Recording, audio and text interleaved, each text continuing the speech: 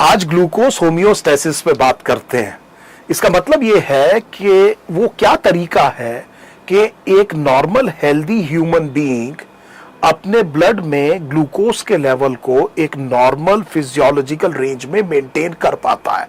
मान लीजिए आपने एक व्रत रखा है और आपने एक दिन खाना नहीं खाया, फिर भी आपकी बॉडी किसी ना किसी तरह से आपका जो ब्लड ग्लूकोज लेवल है उसको मेंटेन कर ले जाएगी। ये एक हेल्दी इंडिविजुअल की मैं बात कर रहा हूं। अब शुरुआत करते हुए आपसे एक बड़ा इंपॉर्टेंट क्वेश्चन पूछना है जिसे आप थोड़ा सोचिएगा, जिसका आंसर मैं वीडियो के एंड पर जरूर दूंगा, एक हिंट और दूंगा आपको अभी। मेरा क्वेश्चन ये है कि ऐसी क्या जरूरत है कि ब्लड ग्लूकोज लेवल को मेंटेन करना ही करना है, जबकि आप एनर्जी, याद रखिएगा, फैट से भी ले सकते हैं। कहीं एकदम आपके दिमाग में ये तो नहीं आ रहा कि सर एनर्जी के लिए तो एनर्जी तो ग्लूकोज की जगह मैं फैट से भी ले सकता हूं, लेकिन क्या जरूरी है कि ग्लूकोज ही मेंटेन करना बहुत जरूरी है? बॉडी फ्लूइड्स में ब्लड ग्लूकोज को मेंटेन करना क्यों जरूरी है? एक हिंट छोटी सी ये है कि जब ग्लूकोज लेवल कम होता है तो हमें चक्कर वगैरह आ सकते हैं, हमारे पसीने वगैरह आ सकते हैं। सोचिए इसका क्या कारण हो सकता है। अब देखिए यहां पर मैं ये कह रहा हूं कि आपकी बॉडी में एक सेट पॉइंट है, there is a normal blood glucose level. Normal blood glucose level किसे कहते हैं? अगर आप फास्टिंग है, आपने कुछ नहीं खाया है, तो 70 से 100 मिलीग्राम पर 100 ml ऑफ ब्लड, ये एक नॉर्मल ब्लड ग्लूकोज लेवल हुआ। खाना खाने के बाद में करीब 1.5-2 घंटे में 140 के नीचे आ जाना चाहिए, तो हम ये कहते हैं 100 से 140 मिलीग्राम परसेंट का मतलब पर 100 ml ऑफ ब्लड, ये एक नॉर्मल ब्लड ग्लूकोज लेवल की रेंज हो गई। किसी भी कीमत पर हम 70 से नीचे इसको नहीं गिरने देंगे। अब देखिए, अगर मान लीजिए बॉडी में कोई डिस्टरबेंस हो जाए तो करेक्शन करनी पड़ती है। इसका मतलब यह हुआ कि इस सेट पॉइंट लेवल से अगर किसी वजह से ब्लड ग्लूकोज लेवल बढ़ गया तो ब्लड ग्लूकोज लेवल का जो करेक्शन करना पड़ेगा। डिस्टरबेंस ये हुई है कि blood glucose level set point से बढ़ा है, तो हमें करेक्शन ये करनी पड़ेगी कि ब्लड ग्लूकोज को कम करना पड़ेगा। जो बढ़ा हुआ ग्लूकोज लेवल है उसको नीचे लाना पड़ेगा। करेक्शन अपोजिट है डिस्टरबेंस के, इसको कहते हैं नेगेटिव। और जैसे जैसे ब्लड ग्लूकोज लेवल को कम लेकर के आया जाएगा तो होगा ये कि जब नॉर्मल लेवल वापस आ जाएगा तो करेक्शन बंद हो जाएगा। उसे और ज्यादा नहीं कम करते चले जाएंगे, वो नॉर्मल लेवल से कम नहीं किया जाएगा, वहां पर वो स्विच ऑफ हो जाएगा करेक्शन। इसे हम कहते हैं फीडबैक, और इस तरह के कंट्रोल को कहते हैं नेगेटिव फीडबैक कंट्रोल, जिसमें, जैसे मैं आपको दोबारा बता दूं, डिस्टरबेंस के बिल्कुल अपोजिट डायरेक्शन में करेक्शन होती है, और जब सेट पॉइंट आ जाता है तो करेक्शन को बंद कर दिया जाता है।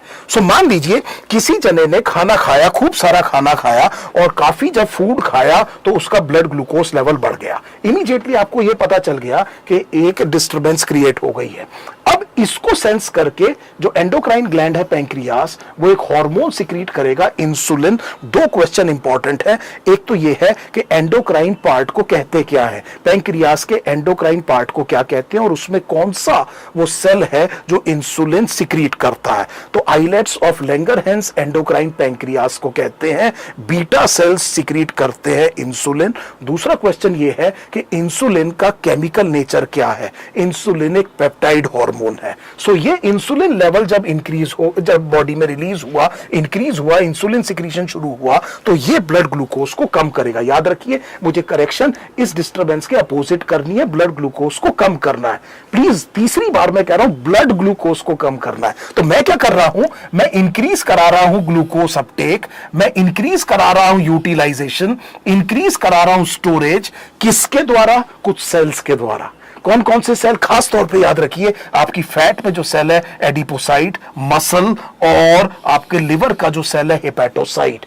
वहां पर मैं कोशिश ये कर रहा हूं कि ये देखिए, ये वो ब्लड वेसल है जिसमें ग्लूकोज लेवल बढ़ गया है, यहां से मैंने इंक्रीज अपटेक कराया। ये अपटेक कैसे हुआ? ये अपटेक ऐसे हुआ कि यहां पर जब ब्लड ग्लूकोज लेवल बढ़ गया और बॉडी में इंसुलिन आ गया, तो यहां पर आपने बायोमोलिक्यूल्स में एक ग्लूकोज ट्रांसपोर्टर 4 पढ़ा है, उसकी मदद से फैसिलिटेटेड डिफ्यूजन होता है और ग्लूकोज इधर से ब्लड वेसल से निकल के सेल के अंदर जाएगा।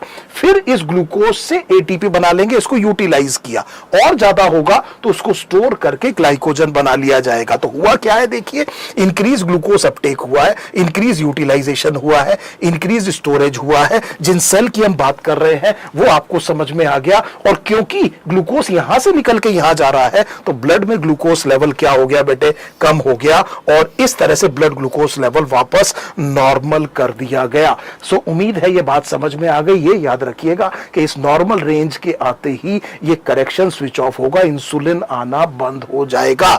अब देखिए, किसी भी इफेक्टिव नेगेटिव फीडबैक कंट्रोल को अगर इफेक्टिव होना है तो दोनों तरफ का लूप होना चाहिए। डिस्टरबेंस यहां पर तो यह हुई है कि ब्लड ग्लूकोज बढ़ा है, हमें पता चल गया क्या ठीक होगा, लेकिन ब्लड ग्लूकोज बेटे घट भी तो सकता है। अगर ब्लड ग्लूकोज लेवल घट गया तो मेरे पास एक और लूप होना चाहिए ताकि किसी तरह से ब्लड ग्लूकोज लेवल को मेंटेन करे। अब की बार फिर पैंक्रियास एक और हार्मोन सिक्रीज करेगा, वही आइलेट्स ऑफ लैंगरहैंस, उसमें लेकिन अब की बार अल्फा सेल्स होंगे और वो अल्फा सेल एक पेप्टाइड हार्मोन प्रोड्यूस करेंगे जिसका नाम है ग्लूकागन।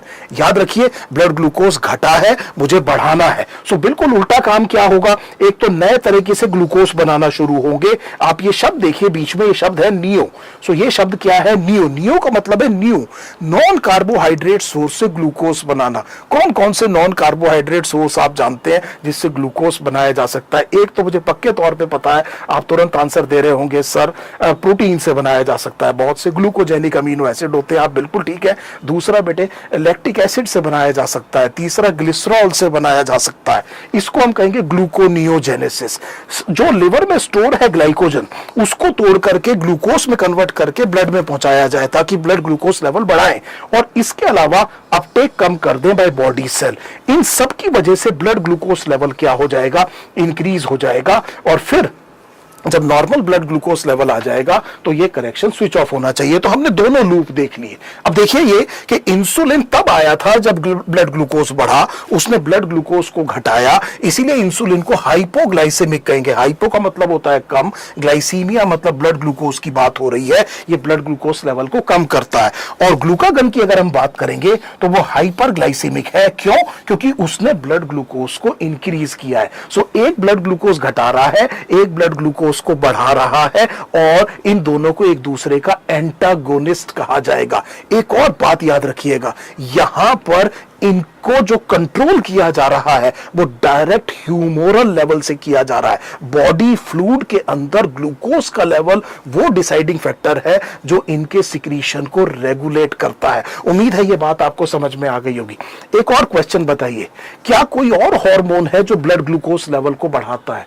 अगर स्ट्रेस है तो स्ट्रेस से लड़ने के लिए एनर्जी चाहिए। एनर्जी के रेडी सोर्स क्या है? ग्लूकोज है। सो जब भी बॉडी में स्ट्रेस होता है तो आप जानते हैं एड्रीनल कॉर्टेक्स एक हार्मोन सिक्रीट करता है, उसे हम कहते हैं कॉर्टिसोल, और ये कॉर्टिसोल ग्लूकोनियोजेनेसिस करता है, प्रोटीन तोड़ देगा, उससे क्या बनाएगा? ग्लूकोज, और फिर उस ग्लूकोज लेवल को बढ़ाया जाएगा ताकि स्ट्रेस को कॉम्बैट करे। लेकिन प्रॉब्लम ये है कि इसने प्रोटीन तोड़ दिया। आप समझ गए होंगे ज्यादा स्ट्रेस खराब क्यों होता है। एक और हार्मोन है human growth hormone. Human growth hormone retard करता है ब्लड ग्लूकोज लेवल का इस्तेमाल बाय बॉडी सेल, और इस वजह से ब्लड ग्लूकोज लेवल को इंक्रीज रखता है। अब मैं उस क्वेश्चन पे आ रहा हूं जो मैंने शुरू में आपसे कहा था।